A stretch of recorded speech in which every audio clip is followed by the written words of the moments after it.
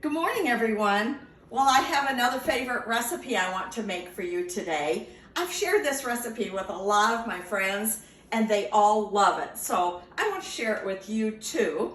It starts with Italian seasoned tomatoes. Well, I happen to have fire roasted tomatoes, so that's what I'm using, and I just put a little Italian seasoning in it. It starts with 1 cup of this. This is a 2-cup measure. 1 cup of it in the bottom. I probably should stand back so I don't get this on my white shirt. So I'm going to smooth that around the bottom of the casserole. And then the next thing that goes on top of it is spaghetti squash. I cooked this spaghetti squash. It was kind of I'd say a small to medium one, and it yielded exactly 4 cups of spaghetti squash. After I cooked it in the microwave, and I just cut it in half and cooked it for 15 minutes in the microwave upside down, I sauteed it in a little bit of olive oil. The recipe calls for 2 tablespoons, 1/4 a teaspoon of garlic powder, 1/8 a teaspoon of salt, and 1/8 of a teaspoon of pepper.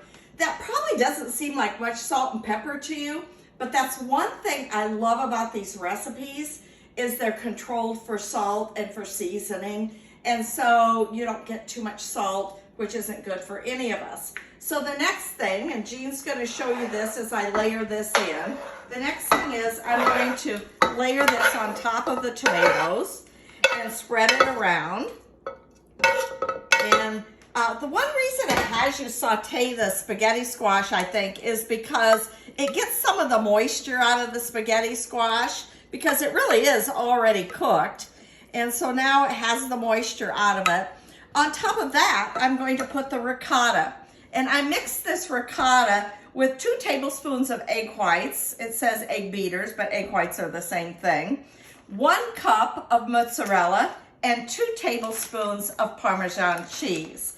And it's gonna make up the next layer in this recipe.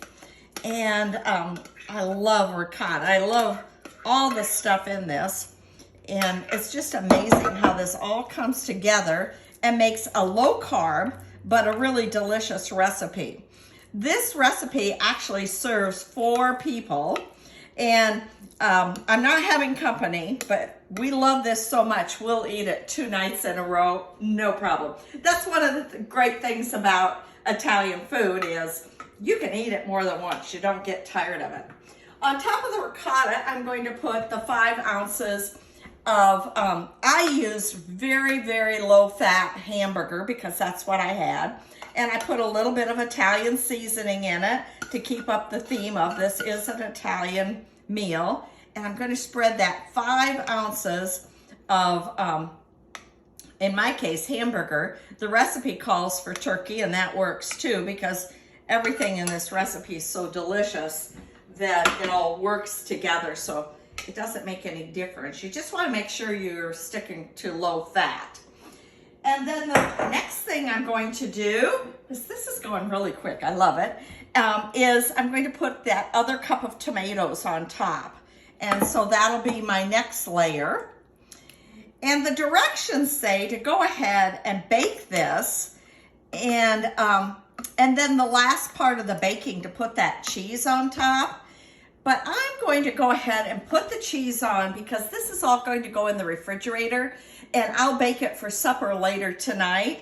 I have an appointment this afternoon. So isn't that fun to get home from an appointment and have your dinner all made and ready to stick in the oven? I think it was a 375 oven. So that's it. That's it all layered together. A wonderful pan of lasagna that's low fat, low carb, and delicious too.